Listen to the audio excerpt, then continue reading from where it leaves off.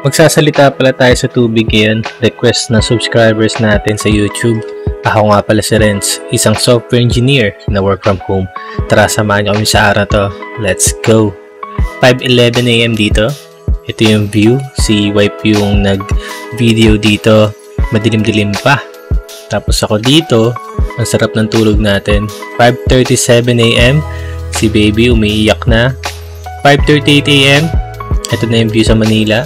Ayan sila baby, tsaka si wife.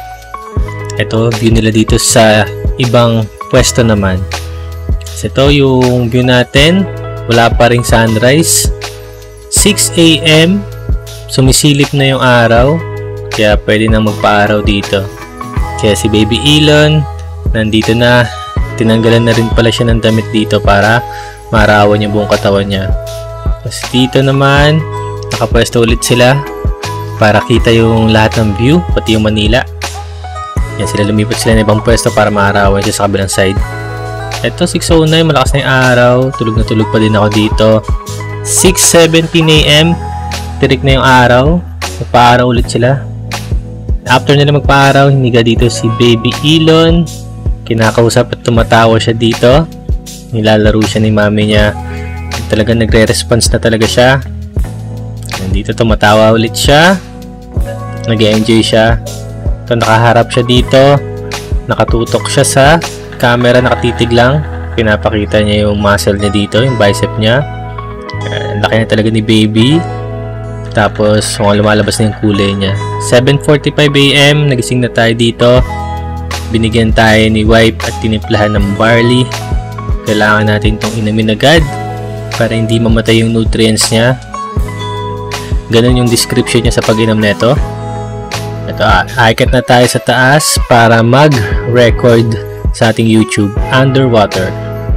Nandito na tayo, papunta na tayo sa ating upuan. Tinitignan ko lang dyan yung pool. Dito, titignan ko yung lalim.